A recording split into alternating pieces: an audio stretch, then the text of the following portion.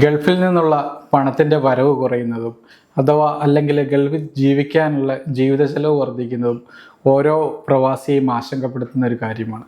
പക്ഷേ അതിനൊപ്പം തന്നെ ചില കാര്യങ്ങളുണ്ട്. നമ്മൾ ഇപ്പോൾ നമ്മുടെ നാട്ടിലേക്ക് അയക്കുന്ന പണം അത് നമ്മുടെ പ്രവാസ ജീവിതത്തിൽ അല്ലെങ്കിൽ നമ്മൾ സ്വരുക്കൂട്ടി വെച്ചേക്കുന്നതിൽ നിന്നുള്ള ഒരു വലിയൊരു ഭാഗമായിരിക്കും. അല്ലെങ്കിൽ അതിൻ്റെ നമ്മൾ നാട്ടിലേക്ക് അയക്കുന്ന പണത്തിന് ചിലപ്പോൾ ഓരോ മാസം ഒരു ലിമിറ്റൊക്കെ വെച്ചിട്ടായിരിക്കും നമ്മൾ അയക്കുന്നത്. പക്ഷേ ഇപ്പോൾ സമീപകാലത്തായിട്ട് ഗൾഫ് രാജ്യങ്ങളിലടക്കം പലയിടങ്ങളിലും വിസ നിയമങ്ങളിൽ വലിയ തോതിലുള്ള മാറ്റങ്ങൾ വരുന്നുണ്ട്. ഈ വിസ നിയമങ്ങളിൽ മാറ്റം വരുന്നതനുസരിച്ച് നമ്മുടെ സേവിങ്സിൽ അടക്കം അതിനെ ബാധിക്കുന്നുമുണ്ട്. പുതിയ വിസ നിയമങ്ങൾ വരുമ്പോൾ സ്വാഭാവികമായിട്ടും നമ്മൾ ആശങ്കപ്പെടുന്ന കാര്യം നമ്മുടെ വരുമാനത്തിലുണ്ടാകുന്ന കുറവുകളും അതുപോലെ തന്നെ നമ്മുടെ ജീവിത ചെലവുകളിലുണ്ടാകുന്ന വ്യത്യാസങ്ങളും തന്നെയാണ്. സമീപകാലത്തായി ഗൾഫ് രാജ്യങ്ങൾ വരുത്തുന്ന ഈ വിസ ചട്ടങ്ങളിലെ മാറ്റം ഈ പ്രവാസികൾ എത്രത്തോളം ബാധിക്കുന്നുണ്ട്? അതെ, ഇപ്പോൾ കഴിഞ്ഞ സമീപകാലത്ത് തന്നെ UAE വിസ നിയമങ്ങളിൽ ഒരുപാട് മാറ്റങ്ങൾ പ്രഖ്യാപിച്ചിട്ടുണ്ടായിരുന്നു. അതിന് ശേഷം ഇത്തരത്തിലൊരു ചർച്ചയും സജീവമായിരുന്നു. അതായത് ഓരോ വിസ മാറ്റങ്ങളും അവിടെയുള്ള പ്രവാസികളുടെ ജീവിതത്തെ അല്ലെങ്കിൽ അവരുടെ സമ്പാദ്യത്തെ ഒരു പരിധിവരെ ബാധിക്കുന്നു എന്ന രീതിയിൽ.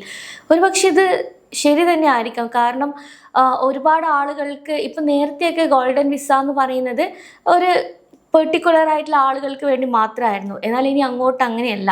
ദീർഘകാലമായി അവിടെ പഠിപ്പിക്കുന്ന ആളുകൾക്കും അതുപോലെ തന്നെ നേഴ്സുമാർക്കും ഗോൾഡൻ വിസ കൊടുക്കാൻ പോവുകയാണ്.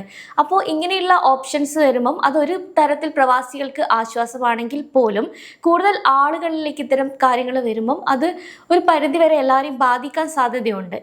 നേരത്തേക്ക് നമ്മൾ വിചാരിക്കുന്നത് ഇത്തരത്തിലുള്ള ഒരു മാറ്റങ്ങൾ വരുമ്പം അത് ആളുകളെ ബാധിക്കുന്നില്ല എന്നാണ്. പക്ഷേ റിപ്പോർട്ടുകൾ പറയുന്നത് ഇത് കുറച്ചുകൂടി കോംപ്ലിക്കേറ്റഡ് ആയിട്ടുള്ള ഒരു കേസുകളാണെന്നാണ്. സാധാരണ IT ജീവനക്കാരെയും അതുപോലെ ചെറുകിട ജീവനക്കാരെയും വീട്ടു ചെലവിൽ നോക്കുന്നവരൊക്കെ ഇത് ബാധിക്കും എന്ന് തന്നെയാണ് നമുക്ക് ഇനി അങ്ങോട്ടേക്ക് പറയാൻ പറ്റുന്നത്. ഗോൾഡൻ വിസ ആയിക്കോട്ടെ, ബ്ലൂ വിസ ആയിക്കോട്ടെ, ഇതെല്ലാം നമ്മളെ അവിടെ പിടിച്ചു നിർത്താനുള്ള ഒരു ഇടപെടലും കൂടിയാണ്. നമ്മളിപ്പോൾ നാട്ടിലേക്ക് അയക്കുന്ന പണത്തിൻ്റെ തോത് വരെ കുറയാനുള്ള ഒരു സാഹചര്യം ഉണ്ടാകും. കാരണം നമുക്കവിടെ സ്റ്റേ ചെയ്യാനുള്ള നമ്മളവിടെ ജീവിതം അവിടെ കെട്ടിപ്പിടിക്കുമ്പോൾ നമ്മൾ നാട്ടിലേക്ക് പണം അയക്കുന്നതിനുള്ള കുറവ് വരും. നമ്മുടെ EMI അടക്കം എല്ലാം അവിടെ തന്നെ ഗൾഫ് രാജ്യങ്ങളിൽ തന്നെ അവിടെ തന്നെയായിരിക്കും. നമ്മുടെ ചിലവും വരവും എല്ലാം ഗൾഫ് രാജ്യങ്ങളിൽ മാത്രമായി ഒതുങ്ങും. അപ്പോൾ നമ്മൾ പ്രത്യക്ഷത്തിൽ വിചാരിക്കും ഈ വിസയിൽ ആനുകൂല്യങ്ങൾ തരുമ്പോൾ നമുക്കത് നമ്മുടെ സേവിങ്സിനെ അത് നല്ല രീതിയിലായിരിക്കും ബാധിക്കുകയെന്ന്. പക്ഷെ അല്ല, നല്ല രീതിയിൽ നമ്മളെ ബാധിക്കുന്നത് എങ്ങനെയാണെന്ന് വെച്ച് കഴിഞ്ഞാൽ നമ്മുടെ അവിടെ ഒരു കടക്കാരായി നമ്മൾ മാറുകയില്ലേ ഏറെക്കുറെ ഗൾഫ് രാജ്യങ്ങളിൽ ഇങ്ങനെയുള്ള ആനുകൂല്യങ്ങൾ വിസകളിലെ ചില ചട്ടങ്ങളിലെ മാറ്റങ്ങളൊക്കെ വരുമ്പോൾ. അതെ, ഇവിടെ ശരിക്കും UAE ഒരു പ്രീമിയം സബ്സ്ക്രിപ്ഷൻ മോഡലിലാണ് ഇവിടെ പ്രവർത്തിക്കുന്നത്. പോരാത്തതിന് മറ്റ് രാജ്യങ്ങളിൽ കാണുമ്പം അതേ രീതി തന്നെ ഇവിടെ UAE നടപ്പിലാക്കാൻ പോകുന്നുണ്ട്. പക്ഷെ ഒരു പരിധിവരെ ഇത് നല്ലൊരു ആശ്വാസമാണെങ്കിലും പക്ഷെ ഇത് സാധാരണക്കാരായ ഒരുപാട് പ്രവാസികളെയാണ് ഇത് നേരിട്ട് ബാധിക്കാൻ പോകുന്നത്. കാരണം നേരത്തെ പറഞ്ഞതുപോലെ ഗോൾഡൻ വിസയും അതുപോലെ ബ്ലൂ വിസയൊക്കെ നൽകുമ്പോൾ അത് കഴിവുള്ളവരെ അല്ലെങ്കിൽ നമ്മൾ പണക്കാരെ സംബന്ധിച്ച് അവർക്ക് ഒരുപാട് ഓപ്ഷൻസുകളാണ് ഇവിടെ തുറന്നു വരുന്നത്. അതുപോലെ സാധാരണക്കാരായ ആളുകൾക്ക് ഇത്തരത്തിലുള്ളൊരു ആനുകൂല്യങ്ങൾ ലഭിക്കുന്നു എന്ന് കേൾക്കുമ്പോൾ നമുക്കത് ആശ്വാസമാണ് എന്ന രീതിയിലേക്ക് പോകാം. പക്ഷേ നമ്മൾ കുറച്ചുകൂടി ഡീപ്പായിട്ട് നമ്മൾ ആലോചിച്ച് പോകുമ്പം അത് നമ്മുടെ സമ്പാദ്യത്തെയും അതുപോലെ നമ്മുടെ ശമ്പളത്തെയും നമ്മുടെ ജീവിത ചിലവിനെയും അത് സാരമായി തന്നെ ബാധിക്കുന്നുണ്ട്. യൂറോപ്യൻ രാജ്യങ്ങളിലൊക്കെ ഇപ്പം പ്രചാരത്തിലുള്ള അല്ലെങ്കിൽ യൂറോപ്യൻ രാജ്യത്തിലൊക്കെ വളരെ ഒരു കൂടുതൽ ആളുകൾ ആഗ്രഹിക്കുന്ന ഒരു വിസയാണ് ഷെങ്കൻ വിസ. പക്ഷെ അതിന് സമാനമായുള്ള രീതിയിലുള്ള വിസകൾ ഇപ്പം ഗൾഫ് രാജ്യങ്ങളിൽ സ്റ്റാർട്ട് ചെയ്തിട്ടുണ്ട്. അത് മറ്റേ GCC ഗ്രാൻഡ് ടൂറിസ്റ്റ് വിസ അല്ലേ, അതും ആരംഭിച്ചിട്ടുണ്ട്. അതും ഒരു പരിധി വരെ നമ്മളെ ഗൾഫിൽ ഇങ്ങനെ ഒരു ലോക്കാക്കിയിട്ടതിൻ്റെ സാധനം തന്നെ. ഇതിനൊക്കെ സഹായിക്കാൻ വേണ്ടിയിട്ടായിട്ട് ഇപ്പോൾ ഒരു സലാം എന്ന പേരിൽ AI ആപ്പും കൂടെ ഇപ്പം തുടങ്ങിയിട്ടുണ്ട്. ഇതെല്ലാം കൂടെ ആകുമ്പോഴത്തേക്കും ഏറെക്കുറെ പ്രവാസികളെ ഒരു തരത്തിൽ നമ്മൾ നോക്കുമ്പോൾ പ്രവാസികൾക്ക് കുറേ സഹായങ്ങളും അല്ലെ അവരെ ഹെൽപ്പ് ചെയ്യാൻ വേണ്ടിയിട്ടുള്ള വാഗ്ദാനങ്ങളും നൽകുമ്പോൾ സന്ദർശക വിസയിൽ വരുന്ന ആളുകൾക്കാണെങ്കിലും അതുപോലെ കുടുംബ വിസയിലേക്ക് വരുന്ന ആളുകൾക്കാണെങ്കിലും അതൊരു പരിധിവരെ നല്ലതാണ്. കാരണം അവർക്ക് എന്താണെന്ന് വെച്ചാൽ ഒരു ഒറ്റ വിസയിൽ വന്നിട്ട് 6 എമിറേറ്റ്സും അവർക്ക് കണ്ടു മടങ്ങാൻ സാധിക്കുന്ന രീതിയിലേക്ക് വരുമ്പോൾ അത് അവരെ സംബന്ധിച്ച് നല്ലതാണ്. പക്ഷേ ഇപ്പോൾ നേരത്തെ പറഞ്ഞതുപോലെ തന്നെ ഗൾഫിൽ പൂർണ്ണമായും അവരെ ലോക്ക് ചെയ്യുന്ന ഒരു രീതിയിലേക്ക് മാറാനുള്ള സാധ്യത ഇവിടെ കൂടുതലുണ്ട്. അതുപോലെ തന്നെ കഴിഞ്ഞ ദിവസങ്ങളിൽ വന്ന ഒരു കണക്കുകൾ അനുസരിച്ച് 1000കണക്കിന് പ്രൊഫഷനുകളാണ് ഈ ഒരു പുതിയ ആനുകൂല്യങ്ങളിലേക്ക് മാറുന്നത് എന്ന് വ്യക്തമാക്കിയിട്ടുണ്ട്. കാരണം ലോങ് ടേം വിസകൾ വർദ്ധിക്കുമ്പോൾ തന്നെ ആളുകൾ നാട്ടിലേക്ക് പണം അയക്കുന്നത് കുറയുകയും അതുപോലെ UAE തന്നെ അവർ നിക്ഷേപത്തിലേക്ക് മാറുകയും ചെയ്യുന്നുണ്ട്. കാരണം നേരത്തെ ഒരു റിപ്പോർട്ട് വന്നിട്ടുണ്ടായിരുന്നു. അതായത് UAE-ലെ യുവാക്കൾ ഡിജിറ്റൽ ഗോൾഡിലേക്ക് കൂടുതലായിട്ട് മാറുന്നു. അതായത് UAE-ലെ യുവാക്കൾ ഡിജിറ്റൽ ഗോൾഡിലേക്ക് മാറുന്നു എന്നത്, അതായത് 1 രൂപയ്ക്കൊക്കെ നമ്മൾ പണം ചിലവാക്കി കഴിഞ്ഞാൽ നമുക്ക് അതിന് ഓരോ ദിവസവും അല്ലെങ്കിൽ ഓരോ ആഴ്ചയിലും നമുക്ക് 1 രൂപ മുതൽ 10 രൂപക്കൊക്കെ നമുക്ക് ഡിജിറ്റൽ ഗോൾഡ് വാങ്ങിക്കാൻ കഴിയുന്നു.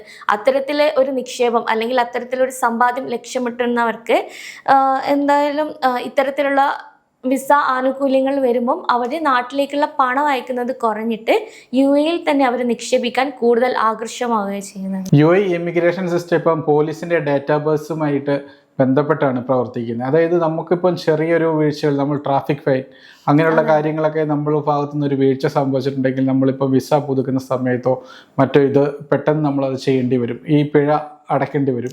അതിപ്പോൾ നമുക്ക് സംഭവിച്ചാലും അതുപോലെ തന്നെ സ്പോൺസർക്ക് സംഭവിച്ചാലും നമുക്കിത് ബാധകമാണ്. നമ്മൾ ഈ ഫൈൻ അടയ്ക്കേണ്ടി വരും. നമ്മൾ വേണമെങ്കിൽ അടയ്ക്കാതിരുന്ന നമ്മുടെ വിസ വരെ ക്യാൻസലായി പോകുന്നൊരവസ്ഥയുണ്ട്.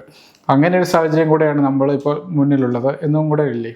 അതെ, അതൊരു സത്യമാണ്. കാരണം നമുക്ക് പെട്ടെന്നായിരിക്കും വിസ പുതുക്കേണ്ട കാര്യങ്ങളൊക്കെ വരുമ്പം നമ്മൾ പിന്നെയും നമുക്ക് ഇത്തരത്തിലുള്ള ട്രാഫിക് ഫൈനുകൾ ഉണ്ട് എന്നൊക്കെ പറയുമ്പം ഓൾറെഡി നമ്മൾ വിസ പുതുക്കാൻ ഒരു പൈസ കൊടുക്കണമല്ലോ. അതിൻ്റെ കൂടെ തന്നെ ഇത്തരത്തിലുള്ള ഒരു പ്രശ്നങ്ങളും വരുമ്പം അത് സാധാരണക്കാരെ സംബന്ധിച്ച് അവരുടെ സാമ്പത്തിക സുരക്ഷിതത്തെ തന്നെ ഒരുപാട് ബാധിക്കും. കാരണം അവർക്ക് ഇപ്പോൾ ഒരു ബാച്ചിലറായിട്ട് താമസിക്കുന്ന ഒരാൾ അല്ലെങ്കിൽ ഒറ്റയ്ക്ക് താമസിക്കുന്ന ഒരാളെ സംബന്ധിച്ച് അവർക്ക് ഒരുപാട് ചിലവുകൾ ഉണ്ടാവും. അവരുടെ UAE-ലെ ചിലവുകളും അതുപോലെ തന്നെ നാട്ടിലേക്കും അവർക്ക് വീടിൻ്റെ ലോണുകൾ, EMI അതുപോലെ ഒരുപാട് ലോണുകളൊക്കെ വരുമ്പം അവർ ഇത്തരത്തിലുള്ള കാര്യങ്ങൾ നേരിട്ട് തന്നെ ബാധിക്കും. ഇപ്പോൾ മിഡിൽ ഈസ്റ്റിലെ സംഘർഷവും അതുപോലെ സാധനങ്ങളുടെ വിലക്കയറ്റവും എണ്ണയുടെ വിലക്കയറ്റം എല്ലാം കൂടി നോക്കുമ്പം ദിനം പ്രതിയാണ് അവിടുത്തെ ഓരോ ചിലവുകളും കൂടുന്നത്. നമുക്കത് ബൾക്കായിട്ടൊക്കെ ചിലപ്പോൾ വാങ്ങിക്കുമ്പോൾ മനസ്സിലാവുന്നില്ലെങ്കിലും നമ്മൾ എല്ലാ ദിവസവും ഇങ്ങനെ സാധനങ്ങൾ വാങ്ങിക്കുന്ന ഒരാളാണെങ്കിൽ അവരെ സംബന്ധിച്ച് കറക്റ്റായിട്ട് നമുക്ക് മനസ്സിലാക്കാൻ പറ്റും ഇന്നതിന് ഇത്ര വില കൂടി അല്ലെങ്കിൽ ഇത്ര വിലയാണ് ഇനി ഉയർത്തുക, അങ്ങനത്തെ കാര്യങ്ങളൊക്കെ. ഈ ബ്ലൂ വിസയും ഗോൾഡൻ വിസയൊക്കെ നൽകി പ്രവാസികളായിട്ടുള്ളവരെ അവിടെ തന്നെ പിടിച്ചു നിർത്താൻ ഗൾഫ് രാജ്യങ്ങൾ ശ്രമിക്കുന്നതിന് പിന്നിൽ വേറൊരു കാര്യങ്ങളുണ്ട്. അതായത് അവിടെ എത്തി ഗൾഫ് രാജ്യങ്ങളിലെത്തി അതാത് മേഖലയിൽ കഴിവ് തെളിയിച്ചൊരു പിന്നെ ഈ യൂറോപ്യൻ രാജ്യങ്ങളിലേക്ക് പോകാനുള്ള സാധ്യത വളരെ കൂടുതലാണ്.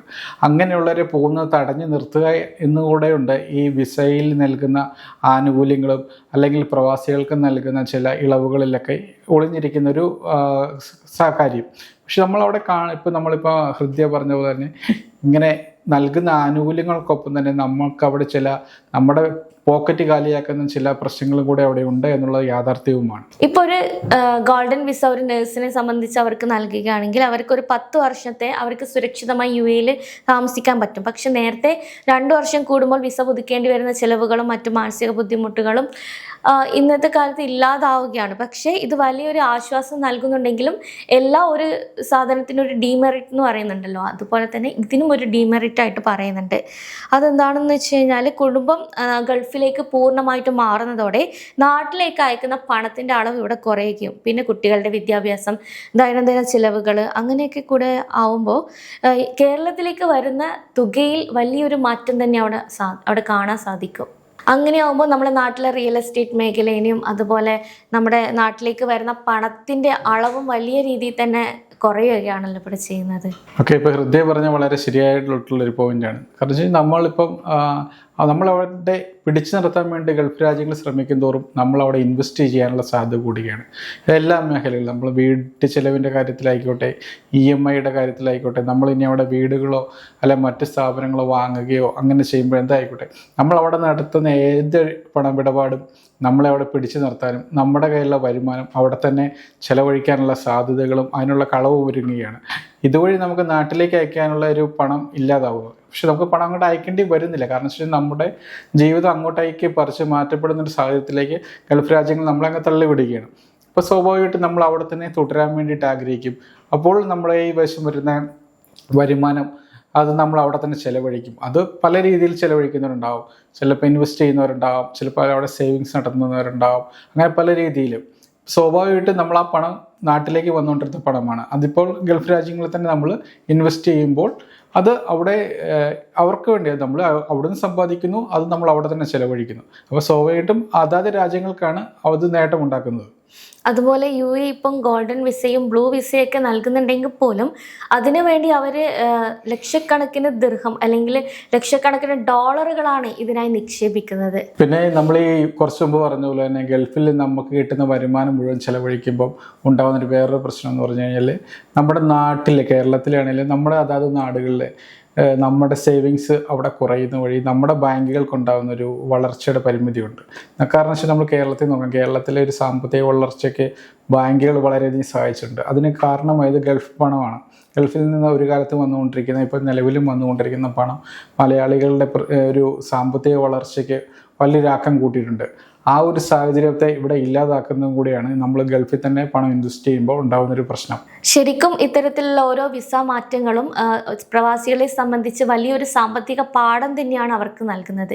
കാരണം എങ്ങനെ ഇൻവെസ്റ്റ് ചെയ്യണം, എവിടെ ഇൻവെസ്റ്റ് ചെയ്യണം, എങ്ങനെ സമ്പാദ്യം ഉണ്ടാക്കണം, എങ്ങനെ നാട്ടിലേക്ക് പണം അയക്കണം, അതും എത്രത്തോളം അയക്കണം, ഇത്തരം രീതിയിൽ ഒരുപാട് കാര്യങ്ങളാണ് നമുക്ക് ഇത്തരം മാറ്റങ്ങളിലൂടെ തന്നെ മനസ്സിലാവുന്നത്. കാരണം ഇപ്പോൾ UAE സംബന്ധിച്ച് കോടിക്കണക്കിന് രൂപയാണ് അവരിപ്പം ഇത്തരത്തിലുള്ള ആനുകൂല്യങ്ങൾക്കായിട്ട് അവർ ഇൻവെസ്റ്റ് ചെയ്യുന്നത്. അപ്പോൾ ആ പൈസ എങ്ങനെയാണോ അവർ കൊടുക്കുന്നത് അതേ രീതിയിൽ തന്നെ മറ്റുള്ള പ്രവാസികളുടെ കയ്യിൽ നിന്നും അവർ വേറെ ഏതൊക്കെയോ രീതിയിലേക്ക് നമ്മുടെ പണം അവർ വിനിയോഗിക്കുന്നു അല്ലെങ്കിൽ ഉപയോഗിക്കുന്നു. ആ ഒരു രീതിയിലേക്കാണ് ഇപ്പം മാറിക്കൊണ്ടിരിക്കുന്നത്. നമ്മളിപ്പം ഇത്തരത്തിലുള്ള UAE ഇത്രയും വികസിച്ചു, അവിടെ ഇത്രയും ആനുകൂല്യങ്ങൾ നമുക്കായിട്ട് നൽകുന്നുണ്ട് എന്ന് പറയുമ്പോൾ നമുക്ക് ആശ്വാസമായിരിക്കും. പക്ഷെ നമ്മൾ ഇത്തരത്തിലുള്ളൊരു കാര്യങ്ങളിലേക്ക് ഡീപ്പായിട്ടൊന്ന് ആലോചിച്ച് നോക്കുമ്പോൾ അല്ലെങ്കിൽ അന്വേഷിച്ച് പോകുമ്പോൾ മാത്രമേ നമുക്ക് ഇതിന് പിന്നാമ്പുറത്തുള്ള ഓരോ കാര്യങ്ങളും മനസ്സിലാക്കാൻ പറ്റുന്നത്. നമ്മളിപ്പം നോർമലി ഇപ്പോൾ ബ്ലൂ വിസ, ഗോൾഡൻ വിസയൊക്കെ കിട്ടുമ്പം 10 വർഷത്തേക്കാണോ അങ്ങനെയൊക്കെ പറയുമ്പോൾ നമുക്ക് മറ്റ് ആനുകൂല്യങ്ങൾ കൂടി ഇതിന് ഒരുമിച്ച് തന്നെ ലഭിക്കുന്നുണ്ട്. അപ്പോൾ നമ്മൾ ഇത്തരത്തിലുള്ള സാധനങ്ങൾ കിട്ടുന്നു എന്ന് പറയുമ്പോൾ നമ്മൾ എന്തായാലും അങ്ങോട്ടേക്ക് മാറുമല്ലോ. പക്ഷെ അതിനുള്ളിൽ ഉള്ള ഓരോ കാര്യങ്ങളും നമ്മൾ ആലോചിച്ച് തീരുമാനം എടുക്കേണ്ടിയിരിക്കുന്നു അല്ലേ.